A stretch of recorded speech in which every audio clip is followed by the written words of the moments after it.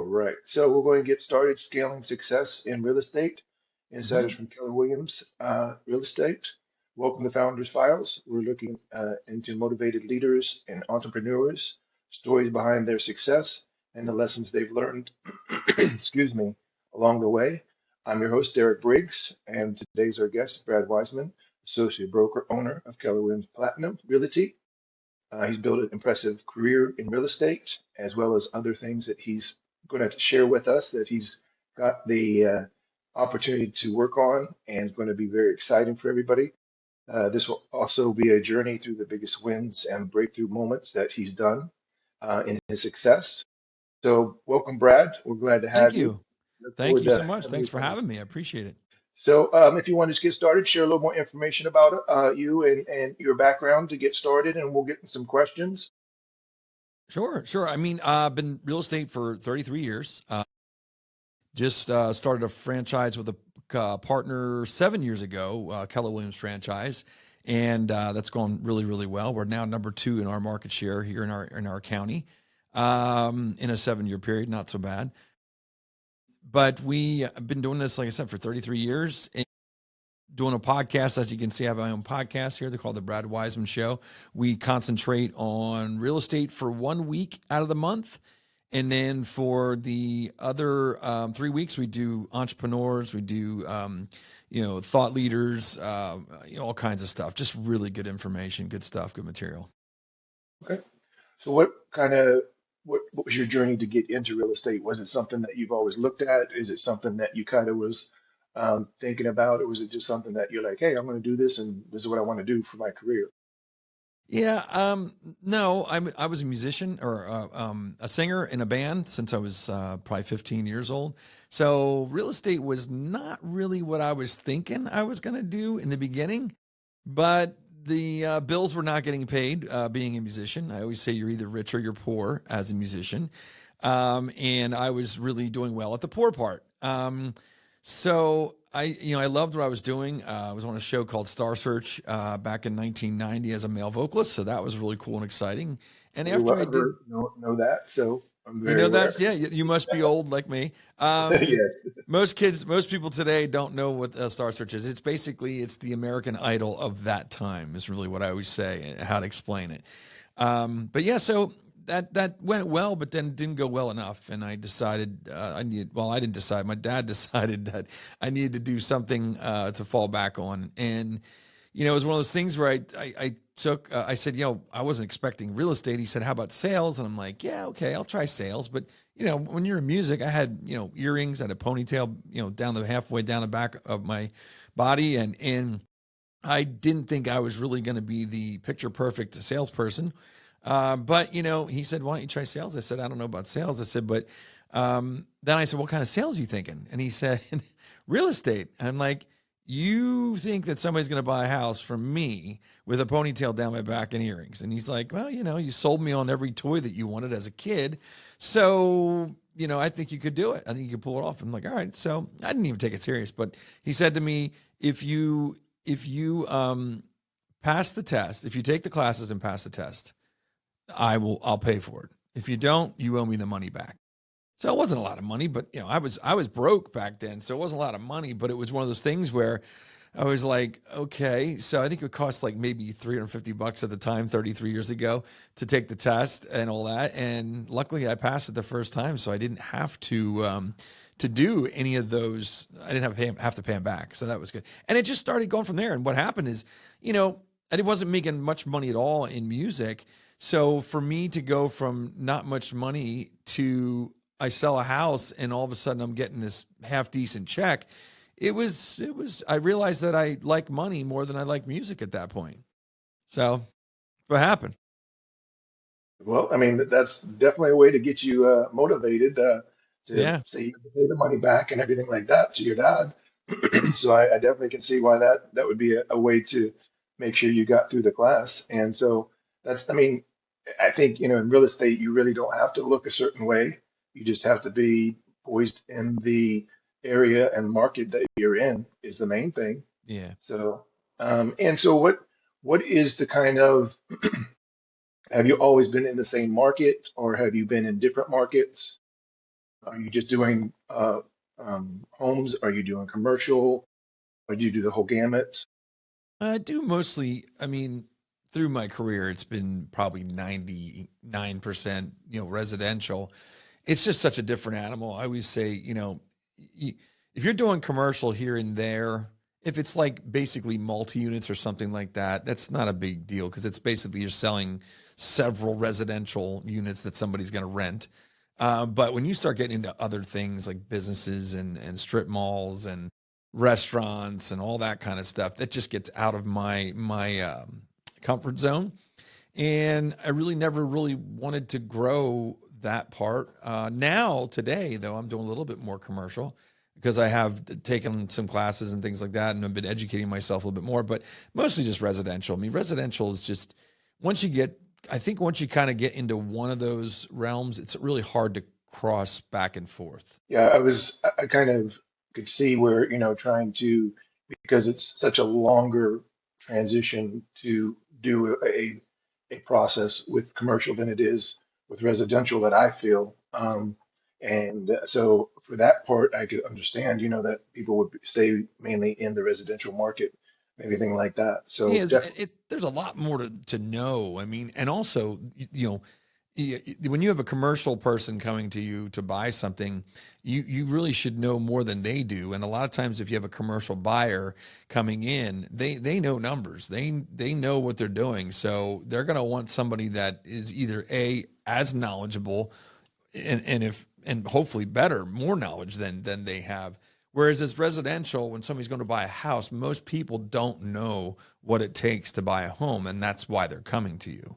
So it's a little bit easier of a sale, I think, than commercial is. I agree. So what was the reason for you to partner with your current partner 7 years ago? What was kind of the dynamics that kind of make that come together into fruition for you? It's just one of those times in life where something kind of comes up and you weren't expecting it, and when you're faced sometimes with choices that you didn't think about, you research them a little bit, and then you take action. I was just reading something the other day, or was listening to a podcast, and they said, you know, what makes an entrepreneur doesn't need to have all the knowledge before acting on something. And I think that's very much real estate as a whole, as a realtor, as any kind of an entrepreneurial type business. If you feel like you have to have all the knowledge before taking action, you'll never take action. So we got this opportunity, my partner and I, to meet with somebody that was, in fact, I ignored the person's call for a while. And then I had somebody I trusted and knew and respected then called me and said, "Hey, you should give this person a call. You should give this guy, his name's John. You should give him a call. He wants to talk to you about Keller Williams." I'm like, "Look, I'm a Coldwell banker now. I really don't need to make a change again. I've made many changes in my career. I'm really good here, comfortable, whatever." And I should know better that when the word comfortable comes into play, that's not really good either. Because comfort is the enemy of progress. So we don't like to say the word comfort too much. But unless you're talking about a pillow. But otherwise, yeah, right.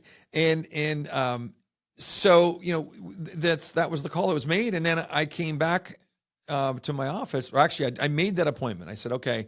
I even said to the person, I said, "Look, I'll give you 20 minutes. We'll meet at Starbucks. I can tell you right now, I'm coming into this completely not interested.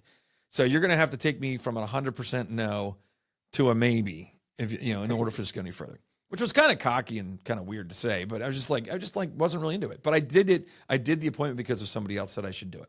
So I went, and the 20-minute coffee turned into like an hour and a half. And then as I'm talking to this person, he says, "Hey, by the way, your partner Susan. Do you know Susan?" And I said, "Yeah, I know Susan." And he goes, "Well, tell her to call me back too. I'd like to see if she'd be interested in doing this with us." I'm like, "Okay." So I go back to the office and I see Susan. I said, "Hey, by the way, are you getting calls from John?" And I said his last name, and she goes, "Yeah, how'd you know?" I said, "He's been calling me too." I said, "Give him a call back. We need to talk." And that's how it started. So we met, and I was in and out of doing it for a little bit. I was kind of like, "Do I want to do this?" Once again, I was comfortable, I just had my first child, or no, actually, second child was probably on the way, not the first child, and it was one of those things, and just we decided to just do it, and we had no clue what we were getting into, no clue, but we knew that we knew the possibilities that were there. We knew that it was a good company. We knew the culture of Keller Williams was really doing well, and it was doing well across the nation. And we decided to jump in and do it. And I always say to her, we talk about sometimes over a drink or something. Well, I'll say, if I would have known how many sleepless nights and how much we would have gone through working till midnight for weeks at a time, if I would have known that, I might not have done this. But you don't know when you get into it. And then when you're in it, you're like, all right, this is what it takes. Got to do it. You have to put all in, get Yep. We out. were all in. All right. Still are. Well, it sounds like it's going well. You said you're number two in the market for Yep. 7 years. 7 Absolutely. years is not a bad deal for you and the team and everybody. So you're doing something right. So what other achievements over the last 7 years do you think that really made this really come together and got you to the level, except for staying up until midnight a few nights, Yeah. Yeah. would you say would be the biggest that kind of stood out for you, that kind of made this kind of head in that direction? I think, we had ideas from the first time we said we were going to do this. We sat down and we said, basically collected ideas of, okay, what were the favorite things that you ever had in any of the places you worked? And then what were the favorite things you had in any place that you worked? And it was kind of cool. We kind of combined all the things that we really, really enjoyed about different companies we worked for, and identified things that we knew we wanted to do because those things seemed to work in those companies, and took all that together and then came up with our own stuff, things that meant a lot to us that other companies weren't doing. And as realtors, we kind of knew what realtors want or what we think they want. And we kind of put that all together and then match that with Keller Williams culture and Keller Williams being around for a while and having their systems and models in place. It was just, it all kind of came together, and it's been doing that. And leadership. And we have amazing people that are in leadership positions that do the day-to-day work now, or goals and doing all that stuff. And it's our vision, and they're helping to implement it. That's really what it is. It's not, you have to keep sight of your vision, and you're always constantly looking to see, what can we do better to serve our agents? What can we do better to serve our agents? What can we do better to serve our agents that they can serve their clients better? That's really the key to keeping the company going. You never ever sit back and go, okay, we're there. We're there. This is the company we always wanted. It's a living thing. It doesn't just get there. It's just constantly, it's evolving all the time. And that's what makes any good business good. I mean, because people change, that's the way it is. Well, and I agree with you that, taking putting leaders in place to help you with your vision is very important because you need to keep sight of the vision and where the vision is going and adjusting so that they can stay focused on, like you said, implementing the vision and everything like that. And you can focus on what the business needs to be successful. And that's the most important thing I could say is, it's a good thing that you have people in place that are helping you manage the process because that's very important. Yeah, it's very important, and it's not easy to get those people. I mean, it's not easy to find them, not get them. It's not easy to find them, and then it's also not easy to keep them. I mean, leaders need to breed other leaders, not followers. So we're constantly trying to let them lead. So it's giving the vision and letting them lead the vision. The vision still comes from us, and the overall the buck stops here type of thing. But they have to be able to lead our vision too, because if they're just followers, that's not what we want. Because those are yes people, and we want people that are going to challenge us, that are going to come up with ideas that we don't have, and are going to press the envelope a little bit, here and there. We're not always going to agree. But there's a reason that we're arguing. I just heard that the other day on a podcast I just did with somebody else. If you're arguing about something, by the way, when you're arguing about something, you have something in common, the thing that you're arguing about. So that means that there's commonality there. You just got to figure out what is it that you're arguing about that thing. So I thought that was really clever, actually. And it's a passion. I mean, if you're arguing about something, it's a passion that you have that you want to bring out. And I think that's the Yes. other part of it. It's a passion that, I'm going to stand up and say something because I'm passionate about it. It means something to me. And if someone's going to banter back and forth about it and make sure that that vision continues to grow and develop, I think is very possible, very Yeah. positive. Yeah. Well, not And everybody having has the all the answers. Correct. Nobody has all the answers. I mean, none of us do. We all know that. My wife will tell you that in a second. You probably Without a know that doubt. too. Yeah, for sure. That's one thing, you don't have all the answers for sure. Exactly. What are some of the top strategies that top producers in your brokerage really do today to really change with the climate and all that? What are they doing to kind of develop themselves with this changing climate that we have going on? Educating the client, the customer, the clients. We're our county here. I don't know where are you recording from? Florida. Florida. Okay. Way different market than ours. We talk about you guys all the time. Just talked about you yesterday in a podcast that I had that's about real estate. And you guys kind of do the zoom and doom and doom. And that's because you have what I call the building machine. You have builders that are ready to build at a moment's notice when inventory goes down. We don't have that here. We don't have hardly any new construction at all. So what happened? Our market is still appreciating a little bit. Whereas I believe most of the markets in Florida are starting to go down because your inventory is kind of up in supply. And correct me if I'm wrong, but that's what I've been hearing and that's what I've been reading. You're exactly right. Yeah. So what happens here is we're just educating them because Berks County, where I'm at, kind of does this. Okay. So we kind of ride the wave, whereas you guys are doing the tsunamis, back and forth. But so that's what the difference is between the markets. But we have to educate the sellers that this is balancing. We're not in a buyer's market. We're still in a seller's market, but we're not in a super seller's market, which is what I used to label it as when we were there. This is now becoming more of a balanced market. So sellers have to understand that overpricing your house is not a good thing to do. We're back to making sure we price it very well. So it's really just educating, and it's educating the customer before it happens, before you have to ask for a price reduction.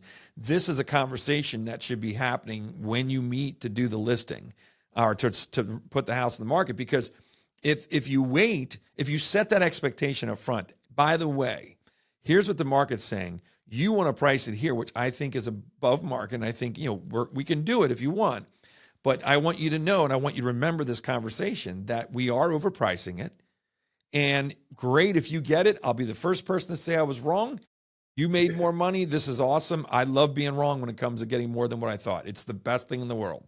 But if we don't get an offer and we get showings and we're not getting what we want, then we're going to need to make an adjustment. And we got to do that sooner than later. Because in this market, if we're at a 28-day or 27-day selling period and you go beyond that or you get close to that, buyers are going to say, what's wrong with the property? Why didn't it sell? And then what's going to happen is they're going to want to reduce your price. So, there's reasons that we have statistics. There's reasons we study it. And there's reasons that you picked me as a realtor. It's because I educate myself and I know what's going on. So with the interest rates and the buyers and sellers and their hesitancy, and you talked about, being upfront with the sellers, that we might have to reduce and everything. How has that kind of affected your market, the interest rates and everything like that? Has it really affected you that much in that aspect? It gave us more inventory. With them coming down, the inventory has gone up because, most of the big issue we have right now with inventory, and we had, is when rates were at 7.5 to 7.75, none of our sellers wanted to leave because they were paying 3.5%. And if they want to move to the beautiful state of Florida, they don't want to move down there and pay 7% or 7.5% or whatever it was at the time, 7.75. that's a huge gap, and now obviously they'd be downsizing and they're getting into warm weather. They're getting what they want. So there's a certain amount of decision making that goes on in your primary residence where it's not about the investment as much as it is about the lifestyle and where you want to be. But when you're talking a difference between 3.5% and 7.5%, that's a lot. So I think what happened when the rates came down to like 6.25%, a lot of those sellers decided to make that jump, because the thing you have to understand, this, is that they're going to take a ton of equity down to Florida. They're not going to have to mortgage near as much. So the interest rate's not going to have as much of an effect as it would be on somebody putting 5% down. So did that Well, answer I your mean, question? yeah, for sure. Exactly. Exactly. And doing the comparison for people, I think, is very important because so many people don't understand that. Because of the numbers and everything, 3%, 7%, and having equity and not having equity and all those different things are very important for people to know. And that's why I asked the question is so that, cross boundaries, we need to know, these people need to know what they're looking at, what kind of questions to ask, and kind of opening their eyes is very important to me. And that's why having this conversation with you and asking you these questions so they can hear it from someone that does this on a daily basis, a weekly, monthly basis, and is a top tier in his community with Keller Williams. That's very important. And Yeah. that's what people don't understand because they don't educate themselves very well and think, oh, I'm just going to move, like you said, I'm just going to move down to Florida. Great, Yeah. but don't understand the difference in interest rates and being able to be aware of it. But having them being educated is more important to me than anything else. Yeah. And also, and what's funny too, we say about this, and you hear it a ton of times when the rates went up, is you date the rate, marry the house. But and it's a weird saying, whatever. But it's true. It really is true. It has a corny saying to it, but it's actually true. Is that if you're looking to make a life change and you're moving to Florida, or we get a lot of people going to North Carolina, South Carolina, places like that also. And if you're looking to make that change at your primary residence, if if you're trying to time the market because of interest rates, not a good idea. Not a good idea. Find the house you want that makes you extremely happy.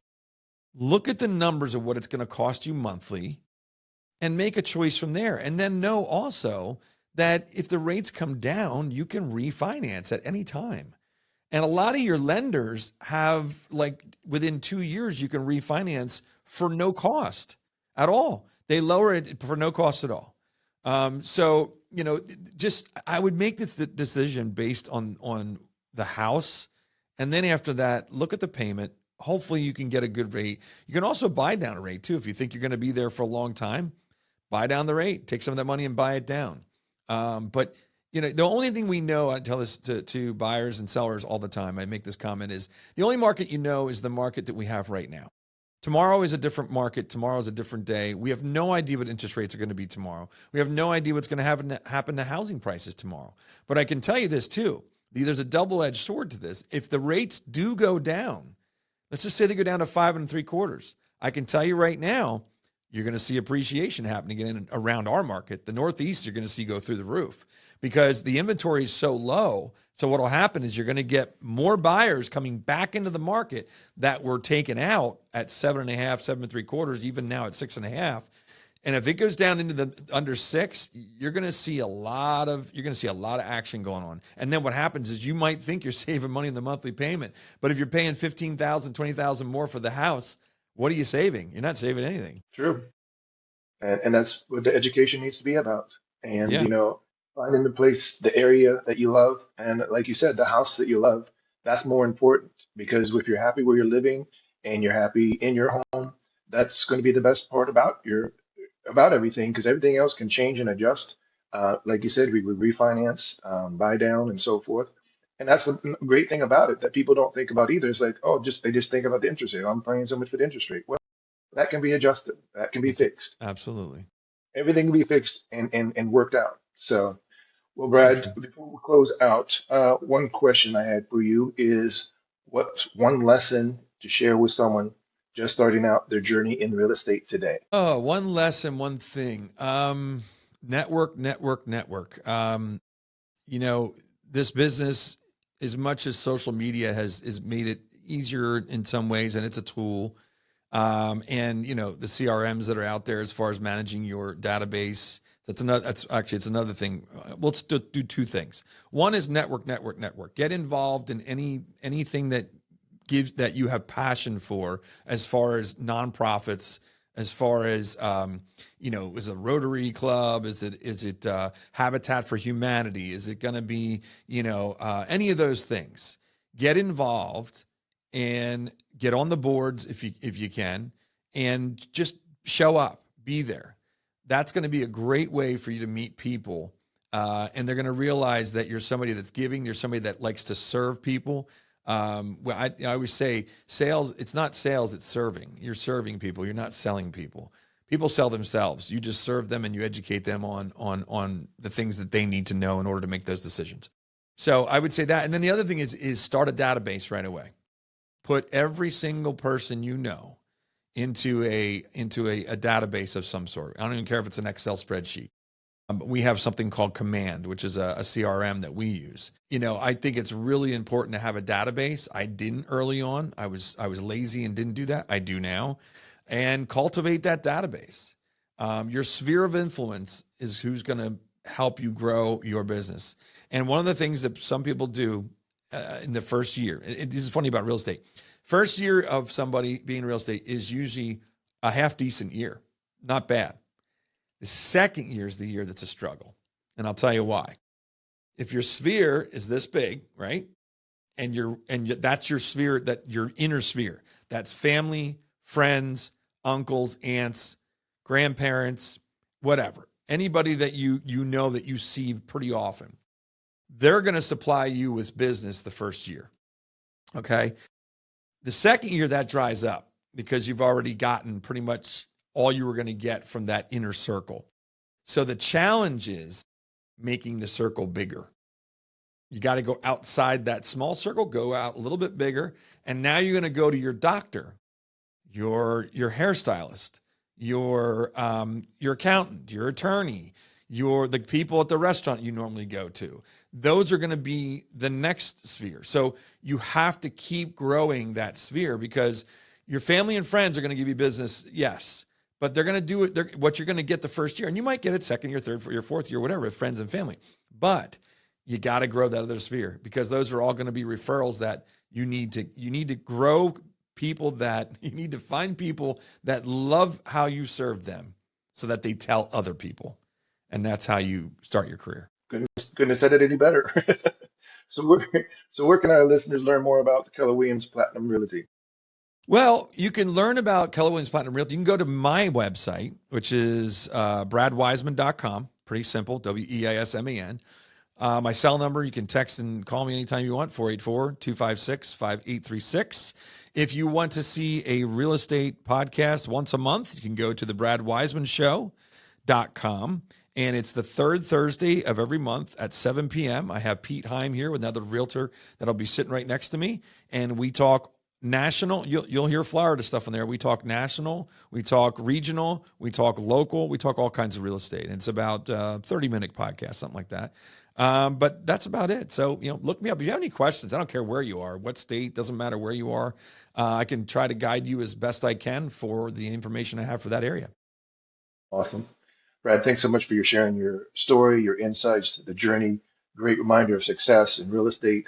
It's just really nice to hear positive things that can be done in real estate, and taking it from, being a band member to being a real estate person, and then being partners in a business. I mean, that's accolades to you. And Yeah, so, thank you. and now continue sharing those insights every week once a month for the first week, is very positive. I mean, I think continue to get yourself out there, being present is always the most important thing. So thank you for sharing your story and your time with me today. You're welcome. So have a wonderful day, and thank you for your time.